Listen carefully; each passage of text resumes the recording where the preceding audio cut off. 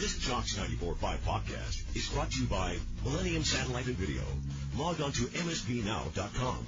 TV excellence everywhere. That's Millennium. McElroy and Cubelic in the morning starts now. All right, welcome back in. McElroy and Cubelic in the morning, Monday, July 6th, right here on Jocks. Hope you had a great 4th of July weekend. We will get more into college quarterbacks here in just a moment. Spend a lot of time on John Mateer, some of his offseason, things that have begun to stick out. Camario Taylor also making some noise at the Manning Passing Academy. We'll see if that's one that I think a lot of the things that we discussed with John Mateer would apply to Camario Taylor as well, of consistency, understanding, decision-making.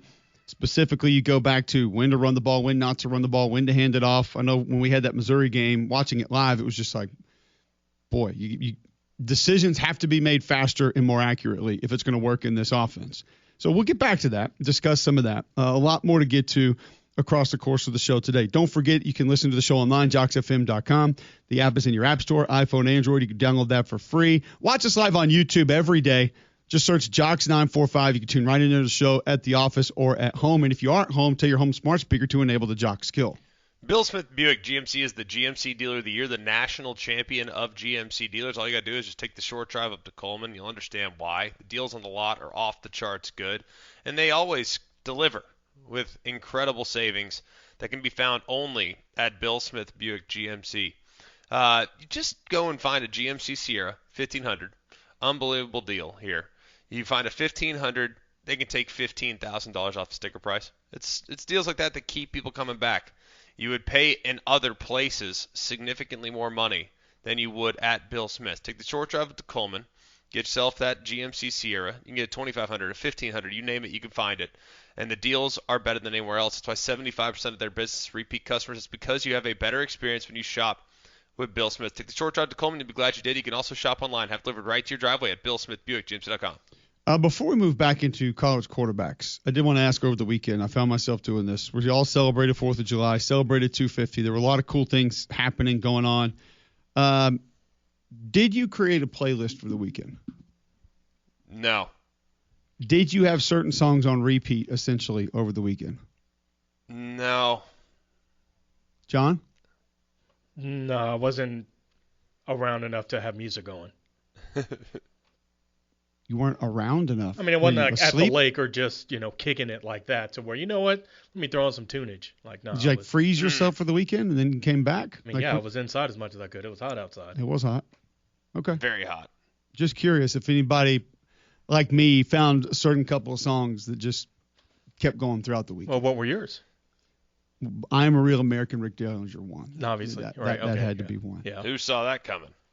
I don't know. Did you? Yeah. Yeah, I kind of did too. Not a surprise. Okay, next. Why is that one not surprising?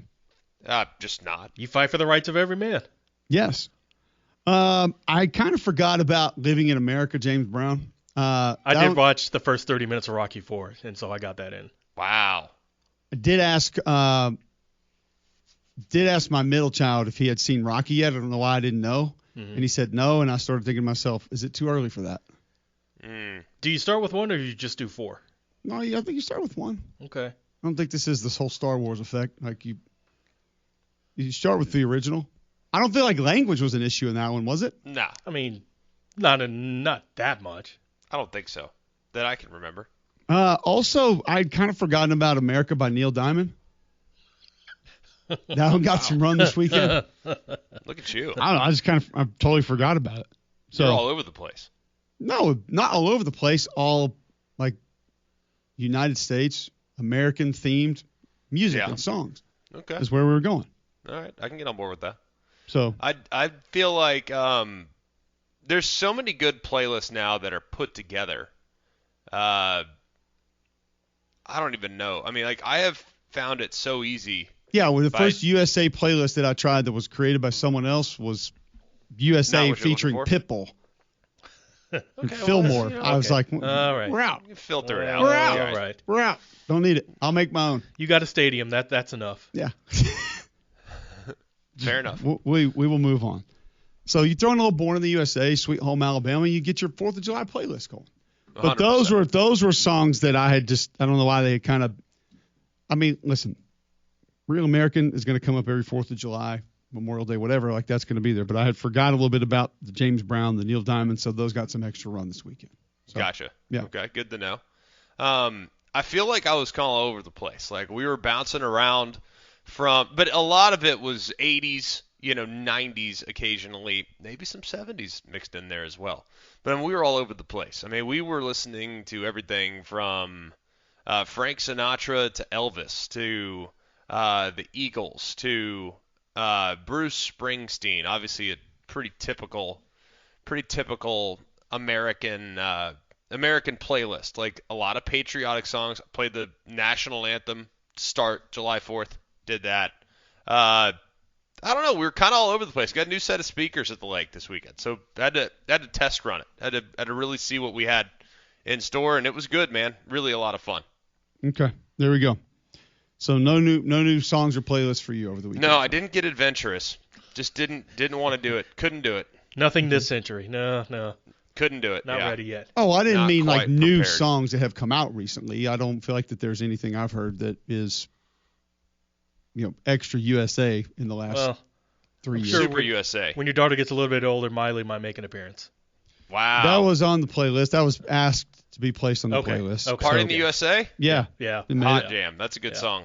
That's a good solid July 4th song. Did you say Can't be hot bad. jam or hot damn? Hot Jam. Oh. I think either way, it's I still thought you said, hot No. damn. Miley made it in. Yes. that's my boy. Hell yeah. That's a good song. Was not recommended by a boy. But, nonetheless, it made it in there. So we had that one going too a little bit. Love that. All right. I mentioned we would talk some college quarterbacks. You can tweet yours in as well. If you had songs that were kind of on repeat this weekend, I'd be interested to hear from other folks what they were and which ones got extra run. Before we continue, like John said, it was a steamy weekend. Greg, people are probably going to want to know about Polar Bear Services. Yeah, they're the best. Wes and the guys have been taking care of us at our home for a long time. I've always been very grateful for what they've been able to provide. If you just go and give them a shout, you can ask them, hey, man, can you fix this? And the answer is almost always yes. They can help me with plumbing. They've helped me with electrical. They can do whole home generator install. They're just terrific, and Wes and the guys are very professional with how they approach it as well. So always incredibly grateful to them for what they provide. And remember, if you have a problem with your electrical, plumbing, heat, or air, just pick up the phone and call the Bear. It's 205-497-BEAR. That's 497-BEAR. All right, let's talk a little more college quarterbacks. And recently at a football camp, starting Michigan quarterback Bryce Underwood was asked a couple of different questions. This is the back and forth, courtesy WDIV in Michigan from their quarterback Bryce Underwood. Prove to people though this year. I want to prove to myself that I am what I think I am. That's really it. And what do you think you are at this stage? I feel like I'm the best player to ever come out of Michigan. Now it's time for me to show that. Why do you think that? Because I worked for it. Are you working harder now, you think, with this staff? I'm working smarter than I was last year. So just blessed for the season to come out. All right, so a lot of folks upset about this, frustrated with this, pointing fingers at Bryce Underwood for this. I think it's a bit of an overreaction, G-Mac. From my perspective, he essentially was asked about his goals down the road, and he said, I want to be the best player to ever come out of Michigan. Now, phrasing maybe could have been a little bit better. Yeah, sure. We know how things are going to be taken this day and age, but I did not take this in near as an inflammatory manner as a lot of other people in college football media did. What about you? It doesn't bother me. I'm amazed at, like, we want these guys to say what's on their mind. Like, oftentimes, and this is going to sound crazy, believe it or not, but usually if you are playing college football, you probably have been pretty good at one point in your life, and you probably have a lot of confidence in your own ability.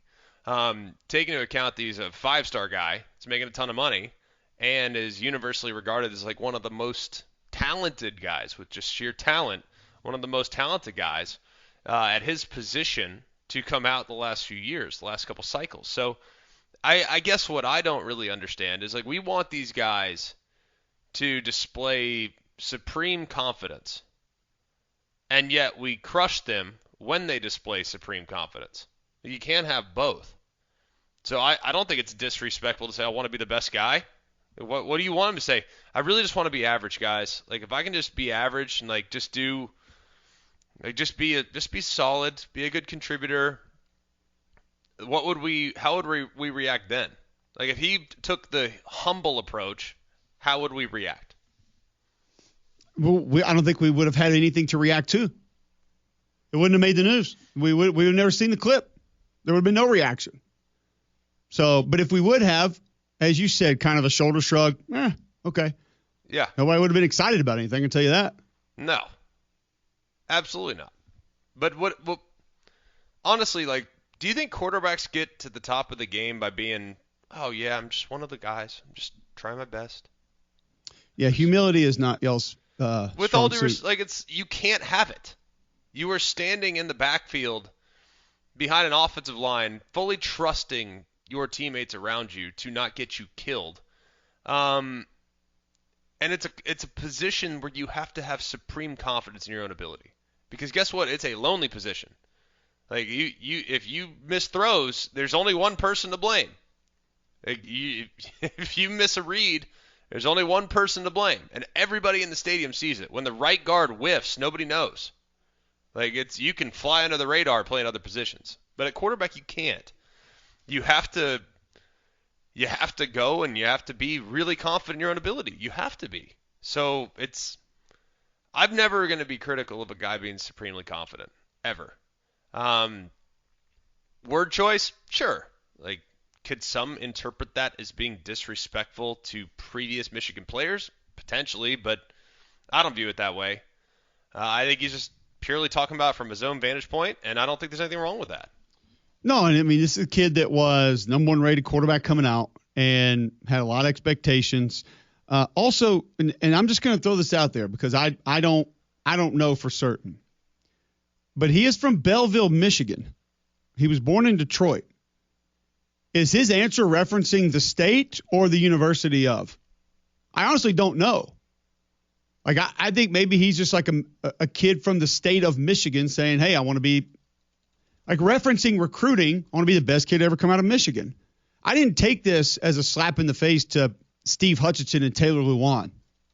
I don't know if there's any other great Michigan players we need to reference, but, like, those are the ones. Like, Jeff Backus comes to my mind when we're talking about great Michigan players all time. Team Cleaves. I was going Michigan football there. But yeah, okay. Sure. If we're going all time. Okay. I mean, Draymond Green's got to be in the discussion, I guess. No doubt. Has to be. So, Michigan State guy. But I didn't view this as a slap in the face, like you said, Greg, specifically even to Michigan football, because I don't even know if that's what he was talking about. No. Like, I just felt like he's kind of saying, hey, I'm a kid from Michigan. I want to be the best kid to ever come out of Michigan. Which, if that's your goal, great. Now, if you've worked for it, then we'll see improvement. And I think some of the things that we've talked about with John Mateer in a much bigger scale have got improved for him. I mean, I think there are a lot of things that are similar issues, like ball control, ball velocity, ball tempo is a problem for both of them. Neither one has a very good changeup right now. Mateer, better than Underwood. Hero ball, as you referenced. Like, know when to throw the ball away. Know when to tuck it and run. Know when Correct. You don't have to tuck it and run. And those are the things that got to improve for Underwood. But I think his reputation is taking a little bit bigger hit than necessary. I think it's just because when you're the 5-star guy, the savior of the program, the guy that's going to elevate the program at that position, all this other stuff, like when all that is going down, and you even show the tiniest bit of inconsistency, it's like people jump off the bandwagon. I mean, for whatever reason, I'm not sure why. I don't know why that happens. I think it's an amazing thing because the guy is still the super highly regarded prospect today as he was a year ago. It's just he's disappointed you because he wasn't perfect, because he wasn't Trevor Lawrence as a true freshman. So all of a sudden people just want to find reasons to criticize. I think there's a lot of room for growth. The guy was a true freshman last year playing the Big Ten. That's a hard thing to do, man. That's a really hard thing to do. They had to play against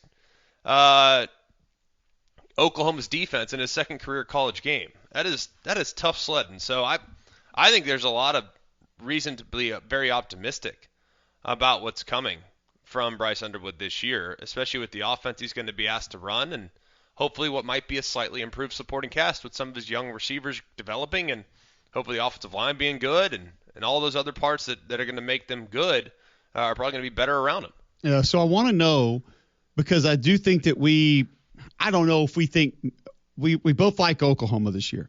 Can they be one of the more improved teams in college football? Probably not, because they were pretty good last year. I mean, they went to the playoffs. So I don't think either one of us is going to sit here and say, oh, yeah, they're going to add more to their win column than any other team in either their conference or college football. That's just not a real thing, because they were pretty good last year. Michigan may end up having the opportunity to be one of those teams that's the most improved teams in college football because of what they were and what they have the chance to be. We'll reference them as possibly one of those, but also there are a few other things working against Bryce Underwood that we haven't gotten to yet. Now, I went back and took a look at one of them, and we're going to talk about them when we come back next right here on Jock. Go inside Jocks 94.5 on Jocks TV. Morning Jocks, Mac and Cube, 3-man front, video simulcasts are presented by Bill Smith Buick GMC and Game Day Men's Health. Watch on the Jocks mobile app and YouTube by searching Jocks 94.5 TV.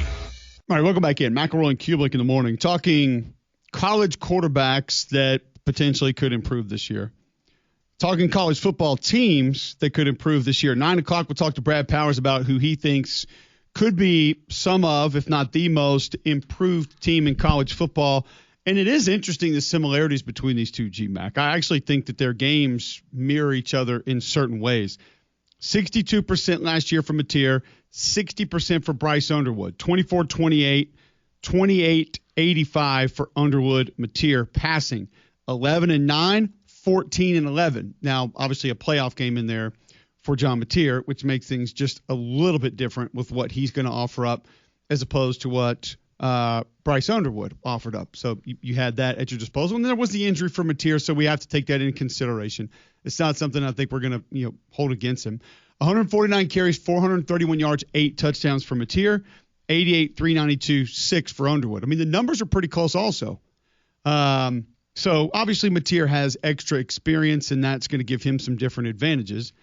But when you look at their games, there seems to be room for growth for both. Do you have more improvement, though, that Underwood improves more this season just because he is younger, he is more raw, he's not as much of a molded product as John Mateer is? It seems to me, Greg, that some of Mateer's issues are just kind of who he is now. I mean, he's played enough college football that you don't see a Tiger change his stripes this late in their career normally.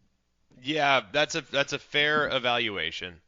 I'm probably a little more bullish on Underwood's improvement this year, partly because I think Mateer was good last year. I know that the numbers would suggest otherwise, but it's really hard to overcome a broken thumb in the middle of the season. I don't care what anybody says. I think that's really tough sledding, and I'm sure it hurt like crazy. And he was a warrior and battled through it, and I give him a lot of respect for that. But I think he was pretty good last year, and if you can remove the thumb injury, we might have had a different conversation altogether. So all that being said, pretty optimistic about Mateer growing, but I think mostly because of his understanding of what it takes to be successful in the SEC.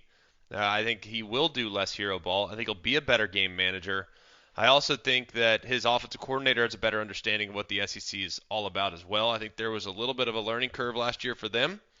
But all that being said, I expect him to be a little bit better. I think Underwood's got a chance to be way better than he was last year, partly because of the offensive coordinator situation. And there's nothing against their previous offensive coordinator staff. It's just you're kind of handcuffed when you have a true freshman quarterback, so they couldn't do a lot. And I think that the offensive coordinator being brought in by Coach Kyle Whittingham and Coach Beck, their new OC, I think it's extremely quarterback-friendly offense. It really puts a huge emphasis on athleticism, and we know that Underwood's got that and some, right? So super optimistic about him. So I wanted to follow up with a couple other things that are happening with Bryce Underwood as well, or have happened. A lot of folks talk about the spring game, and we remember the comments. Danny Amendola was there with his kid being recruited, and he said, hey, the backups will play early based on what I saw, and maybe he had access to different things, practice, whatever it was. I'm not 100% certain as to what all he has seen and what he hasn't. But a lot of people have just taken those comments, Sure. and a lot of people have just taken the spring game stats. And listen, I get it. You can go look at numbers and just say it's not great. 3 of 9, 22 yards, rushed 5 times for -3 yards. Okay, cool. First off, the rushing numbers. Almost impossible to have any sort of accuracy with that because the whistle's blown early. I went back and watched this twice this weekend. By the way, he played 1 quarter. It ain't going to take you long to watch it if you'd like to. For the folks that obviously have not or will not, just letting you know, it's a quick watch if you would like to see his work in the spring game. First pass, Greg, he goes tight end over the middle. It's a bullet. It's a really nice pass. It's a completion. He throws a fade down the sideline that's off the receiver's fingertips.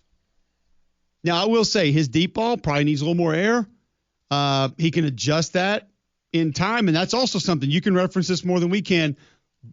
Just to be fair, that's not something that improves with a lot of guys over time. Like, you usually either throw it flat or you put air under it. Like, you tell me if you think I'm wrong. You can improve it. You can definitely improve it. But you're not wrong in saying you kind of are what you are. Yeah. It's really more of a – like, some people just have really good depth perception, and they're really good at throwing the deep ball. Like, it's just kind of a weird thing. It's like being a good three-point shooter. Like, you can work on your shot all you want. Some people just see it better. Yeah. It's like it's just different, right? All right, so he throws a check down to the back. He throws a back foot sort of quick route to the running back, which the running back is off his hands. I mean, could have caught it, didn't, whatever. His feet were horrible in that throw. There's a dig route to the tight end that he throws off his back foot. That's a risky throw, but the tight end drops it. Had an opportunity to catch the football. There's another deep ball off of a flea flicker that's overthrown, and it's a yard or two overthrown. It's not egregious. Sure. But he also, because of where the safety was, didn't have time to put a lot of air under it to allow the receiver to run under it. It would have been intercepted. Like, he kind of had to fit it in. And so I didn't think it was an egregious throw at all. And then he throws a slant to Andrew Marsh that was kind of in traffic that was dropped, but it hit him in the hands. So I'm like, I watched this once, and then I heard a little bit more about it this morning and how bad the spring game performance was. And I'm like, you know what? I know it doesn't take long, so I'll watch it again in the office again today. And I did. And I'm just sitting here thinking, are there things that can be improved on? Absolutely. Does he need to understand ball velocity in certain instances? He does. He can do a better job with it. Can the deep ball be a little bit more accurate? Yes. But I'm also watching this, Greg, like, this dude's throwing a couple of these balls off his back foot, and he's fitting them in tight windows. With a little bit of adjustment, I think he can complete different passes at a higher clip. He also, by the way, didn't have good protection in the spring game. So I'm sitting here watching all these things thinking, we've, like, as a college football collective media, we've bumped this guy down to this average quarterback all of a sudden, and I'm sitting here looking at the tools thinking, this guy's got a chance to skyrocket this year, yet everybody's just kind of giving up on him. It's an odd study with Bryce Underwood right now. Well, I think it goes back to the original point. It's like, oh my gosh, every single thing you do as a true freshman that's good. It's like, oh, look at that. You know what I mean? Like, oh gosh, look at the throw. Look how run. It's like anytime a true freshman does anything amazing, then you're like, wow, he's going to be something. And then he does something that's not good, and you say, oh, well, he's a freshman. And then you take the next step in your last performance your last 2 performances against Ohio State and Texas in the bowl game, and kind of left us with a little bit of a bad taste. So now everyone's going to be hypercritical. Like, oh, gosh, I don't know. Maybe he's not what we thought he was. You know what I'm saying? Right. So I think it's just we build people up to tear them down. I'm not saying you and I'm just saying I think in general, human nature, you build people up and then you tear them down. You build people up and you tear them down. Well, he was built up throughout last year, finished poorly, and now people have soured on him. Like, I don't think that's necessarily the smartest approach to evaluating what a quarterback might be in his second year. I just think that's a dangerous game. So I would expect him to be a really good player. I think he's going to be terrific. And I'd be really surprised if he wasn't, significantly better here this season than he was last year. All right, so let's roll that into maybe what Michigan could be and how that could affect this team based on what's in front of them and what the actual team may be. We'll do a little bit of more of that when we come back next right here on Jocks. The capital of the sports talk nation. This is Jocks 94.5 and JocksFM.com. Birmingham. All right, welcome back in. McElroy and Cubelic in the morning. We're going to have a conversation with Brad Powers. We're going to look at some week one lines that have changed and where they stand right now, as well as most improved teams in college football this upcoming season. If you begin to classify a couple of those teams together, GMAC, here at 8:31 a.m. Monday, July the 6th, does Michigan come to mind for you? Are they one of the first teams that you think of if you said teams that are going to add the most wins as opposed to where they were a season ago? Is Michigan one of those? Well, it's not. They don't have that much room to go up. I mean, I don't know about you. I feel like Michigan, until proven otherwise, I think their floor might be higher because of where their personnel is and the steps taken at certain spots to improve. But I still have some question marks. I think there's a couple question marks surrounding Michigan. But I'm pretty optimistic. They'll be better. They'll probably be a tougher out. They'll be a more capable offense. There'll be things about them that'll make them tougher to play against. I just don't know if it'll be reflected. And how many times have we had this conversation, dude? Like, we have had this conversation 100 times, I feel like, between you name it. What doesn't matter the league, doesn't matter it could be Big Ten, SEC, ACC, doesn't matter. I don't know if being really, really, really, really, really good always translates to wins anymore because of how tough these schedules have gotten and the parity that we see across the sport. I think it's the answer that I consistently give people when they ask me about Auburn next year. Are they going to get to sorry, E. Robinson. Are we really having a stretch to come up with Charles Woodson as the best Michigan player ever? That was that hard to read between the lines on that one? Is he the best ever? I don't know. I mean, was there a player in like the 40s that was pretty good too? I have no clue. I think Charles Woodson's best I've seen. But I'll admit, my Michigan knowledge is limited to like 1998 to now. I only named offensive linemen that played at Michigan. Like, that shouldn't have been that hard to pick up on. There's a reason I put Mateen Cleaves out there. I mean, sorry. Wow. Moving forward. Cole is just such Michigan. an offensive line homer. The answer that I give people often, I did this a little bit over the weekend. Is Auburn going to get to 8? Is Auburn going to get to 9? Whatever that is. And maybe this is how, and this is going to be hard because we can't do this with numbers per se. My consistent answer, Greg, is it is going to be a more appealing product to you regardless of what the amount of wins are. It's going to be an easier watch. It's going to be a more enjoyable watch no matter what. And I feel like Michigan will fall into that category. Now, Michigan won 9 last year. It's not like this thing fell off the face of the earth. And a lot of talent coming back at the line of scrimmage, specifically on offense. You've got talent at wide receiver. You brought a couple with you from Utah that I think are going to be able to help. You have one of my favorite corners in college football. Like, you've got guys that can play. So, but I think when I say improved for you and I, it's more of what we see when we watch them, just how they operate on a consistent basis. So they might not add more wins than some other teams because when you just do it that way, it's going to be a lot easier for the teams that were terrible last year to get to 6 or 7 wins and look at, most improved team in college football. Yeah. So I think from how they play, kind of what you referenced, positions they put themselves in, that's where Michigan may end up being one of those teams. The most of that team, probably not. Yeah. But I think when we're talking about Auburn, it may end up having a chance to be both. Like, I don't think Auburn's going to get to 9 or 10 per se, but I think it's going to be a lot easier watch for Auburn fans than it was a season ago. And you won 5, so if you got to 8, a lot of people are going to look at you as one of the most improved teams in college football. But you and I both I feel like we're level-headed enough to watch a team and say, golly, that team is really they're so much better this year than they were last year. Yes. You know what I'm saying? And yet it might not be reflected in the wins. But they're a more dangerous team. They're a more capable team. They have this. They have that. They have all these things going for them this year that they didn't have the year before. So I just am very hesitant to declare most improved based on how many more wins they had than the year before, especially in today's day and age. Because some teams, for example, like Missouri, let's just use Missouri's example this year. Their schedule's 10 times harder. You know what I mean? It's a much more difficult schedule.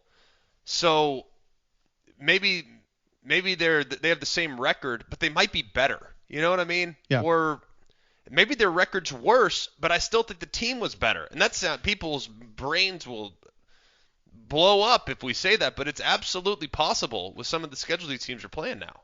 And that makes a big difference in the SEC where you're adding a conference game, so that'll obviously change the dynamic there just a little bit. Are there any other – there's some obvious contenders, I think mainly based off letdown seasons last year. Yeah. But who else begins to come to mind as far as teams that you feel like are going to make big improvements this year as opposed to what we saw a season ago? Let's start in the SEC. How does that sound? Like, I think Auburn's going to be a lot better. Even though I think Auburn was actually very good last year. Wasn't reflected on the schedule, on the resume. Wasn't reflected, but they were very capable last year. More capable last year than they were 2 years before that, and they had the same record. Yeah. I would say very good on defense last year. I don't think they were a very good team. Fair. But they were not a very good team, I agree with you, but a more talented team, more capable team. Like 2 years before that, I mean, they kind of got by a little bit on smoke and mirrors in some cases. Like, you can deceive and win. Sure. From time to time. I think last year, like, they wanted to line up and play you. Like, they could line up and play you and maybe get it done, right? Looking at some of the other teams that would fall into that mix in the SEC since we're starting there. I think there's two for me that are easy if you're going to talk about, like, one, the appearance of, and then two, actually putting the numbers next to it. 1,000%. I know the two you're going to say. Can I say them? Sure. All right. I think you're going to say Florida. Of course, because everybody's jumping on that one now. But yes, I would also agree. I think you're going to say South Carolina. Yes. Gosh, do I know you or do I know you?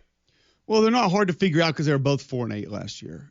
And we've talked about the Kendall Briles hire with a quarterback that has all the tools to be an exceptional college football player. And you put him with the guy that has made it simpler and had a higher rate of success at that position.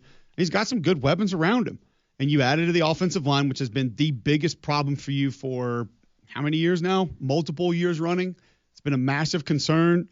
If you patchwork that just a little bit, it feels like it's going to skyrocket. And I think if we're looking at coordinator confidence on both sides of the ball, like South Carolina wouldn't be too far off anybody else in the league for us. Like Clayton White is fantastic. He's got guys that have played for him up front. He's got vets in the secondary, and he's got a takeover guy. So I understand the schedule is still difficult, but they're all difficult in this league.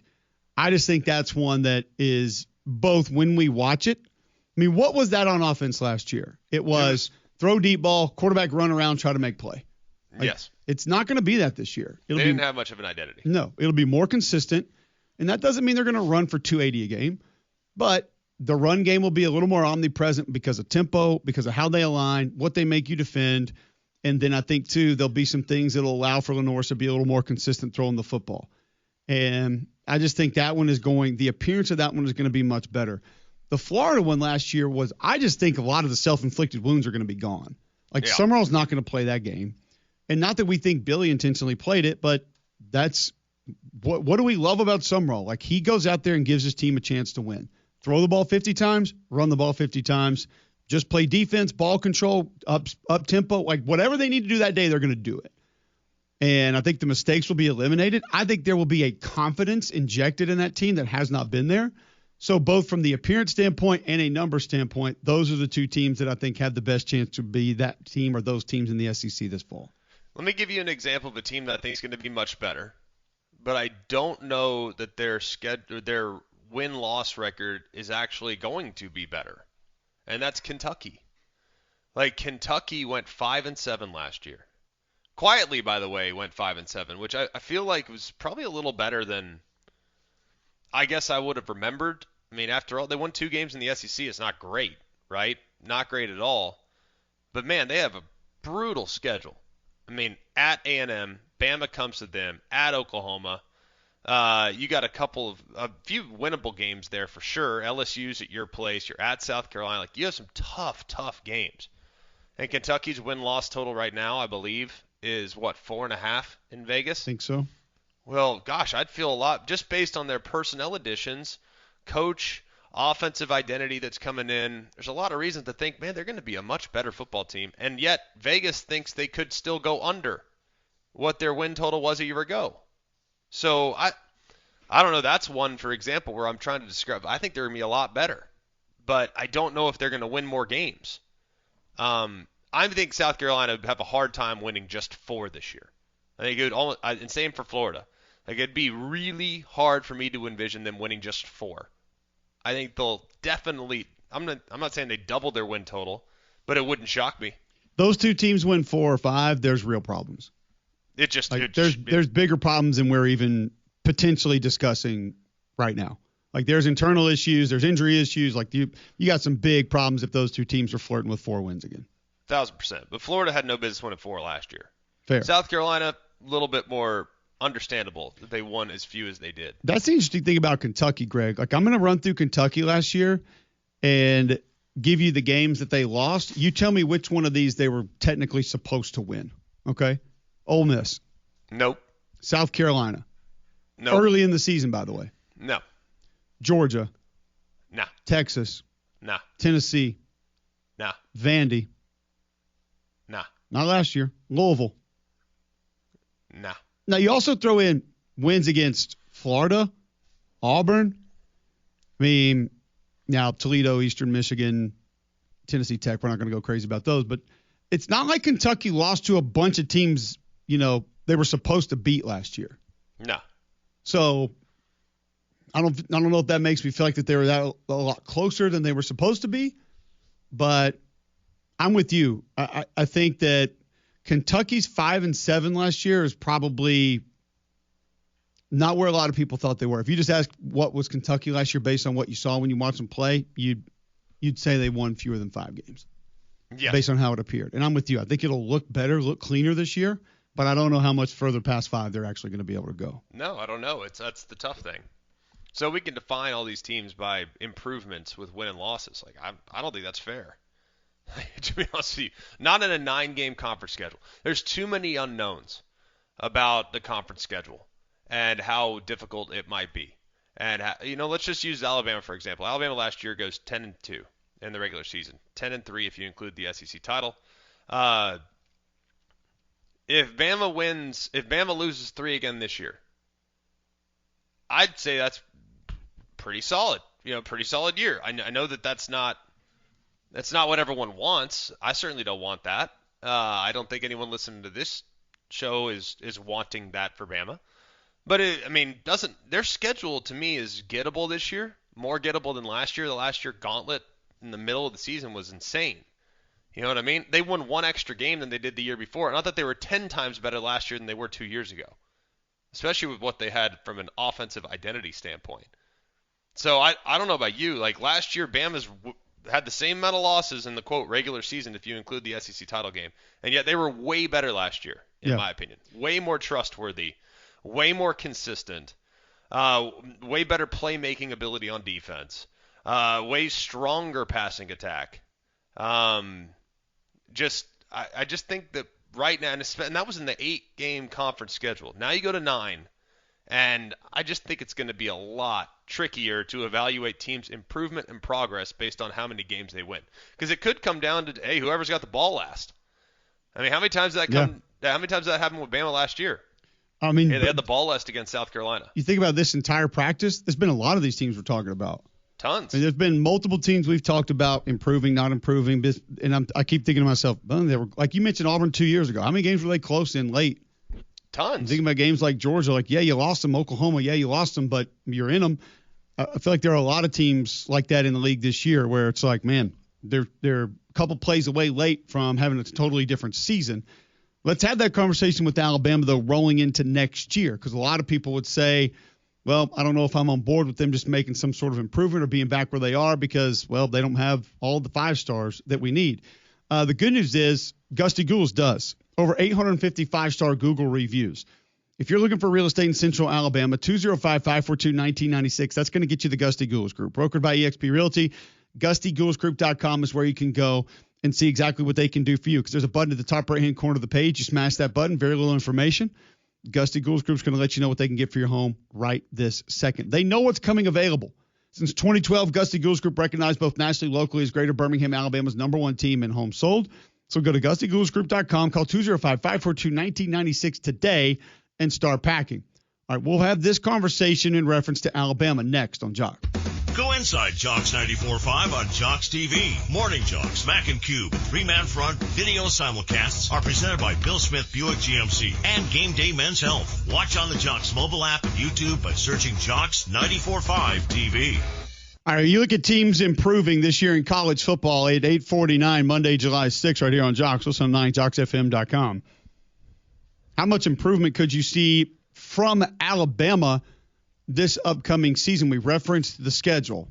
Eastern Carolina at Kentucky, Florida State at home, South Carolina at home, at Mississippi State, Georgia at Tennessee, A&M at home, at LSU, at Vandy, Chattanooga, Auburn at home. You referenced the schedule as gettable a little bit early, Greg. It's hard not to be on board with that. Because, yeah, you lost Florida State last year, but not a lot of people banging the drum that the Seminoles are going to be back. Be very difficult to manage. I will say this. I think I'd rather have Mississippi State later than earlier. Vanderbilt could be a little more complicated later than earlier with the quarterback situation. I just think State's going to be beat up late. And I would rather not have them fresh based on how they're going to play on both sides. So maybe in Starkville earlier in the season, a little bit more complicated. I think the uncertainties with Kentucky and what they're going to look like and Kenny Minchie and what it's going to be, new coaching staff, I would rather not have that on the road early. But those are games that Alabama should win, realistically. So it's hard not to look at the schedule and say, especially compared to the last few years, that it's a little more gettable than it has been. It'll be. I mean, it's a tough schedule, no matter how you slice it, bud. I mean, that's gotta. At the end of the day, like all these schedules are tricky. I think Mississippi State's a tough game. I mean, I know no one else wants to look at it that way, but I think that's a really tough game.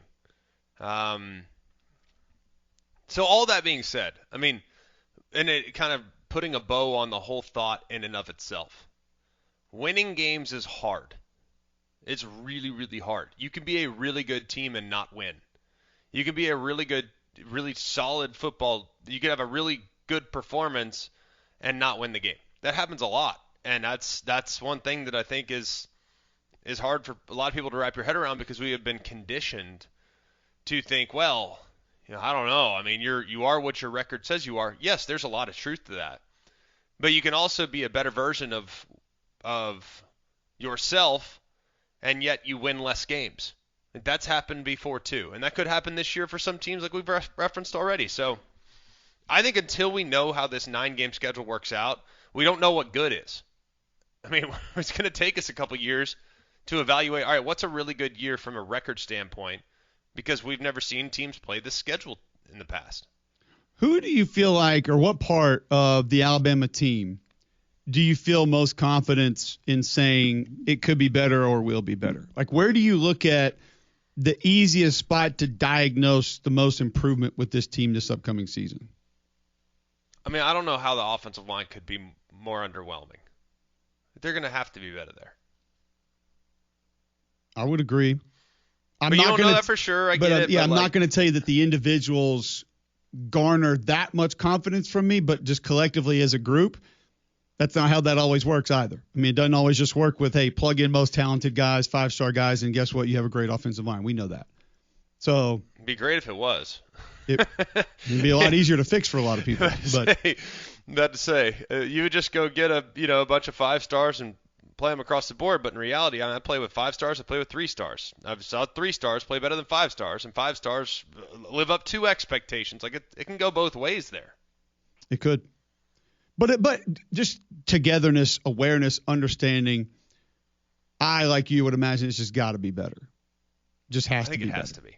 Yeah. And just finish. Just level of nastiness. Correct. It'll be better. I'd be surprised if it wasn't. Yeah. All right, so is there another area that you look at and say, I could see this position clearly being better than it was a season ago. Secondary. Everybody's back, and that group played good football last year. And I still think there's room for growth. I mean, you had some really young players that have been factoring in the last couple of years. Like, I think they have length. I think they can create some matchup problems. They can play a bunch of different styles. That's probably the part of the team I feel most confident about. I'm going to throw one at you just to get your thoughts, because it's one of the first ones that came up for me. And this is funny because, like we talked about with quarterback earlier, how people take certain things and maybe misdiagnose of how they're playing, how not well they're playing. I think maybe one of the more underrated, number-driven positions in football is running back. Because when is a running back not good? They're either not gaining yards or they're fumbling the ball. Like, that's it. Those are the only times people look at a running back and say, he's just not that good. Or he's not doing what he needs to be doing. Fumbling especially. Maybe there are extremely clear moments in a game in which pass protection is an issue, but it's almost to the point, Greg, where the broadcast has to clearly point it out or else most people don't notice it. Like, it's got to be like a 3rd and 10, game on the line, running back whiffs on a blitzing linebacker, he gets the strip sack, fumble for touchdown, game's over. And you see it 57 times. Because if it just happens early in the game and it's kind of like a ho-hum, maybe, maybe not, we didn't really point it out, back's responsibility wasn't necessarily taken care of, well, not a lot of people are going to emphasize that. I think the running back position for Alabama, along with what you were saying about the offensive line, like, I don't think the running back position can be a whole lot worse. And I know people don't want to talk about it that way, but like, it was not a position that wowed me very often last year. There was a lot of missed opportunities in the run game last year. There's no doubt. Some of which offensive line related, some of which running back related. It takes two to tango. So I think that there were a lot of times where the back maybe made the wrong decision, didn't quite hit it hard enough, or was trying to do too much in the backfield, dance too much, not just putting his head down. Like, there's a million examples. Like, go get the dirty yards. Go get me 4. I'm good. So, yeah, there's plenty of that. And I also think Daniel Hill was kind of a surprise last year, too. They weren't really sure. All right, hang on, but Jam's been our best guy. Like, we got to feed Jam. But Daniel Hill was probably the more consistent of the two down the stretch especially. So, I don't know. I think they have a better understanding of who they are and what they have this year as well. Yep. I think that'll all play into it, and I think that position should. And let's be honest, those two operate off of one another.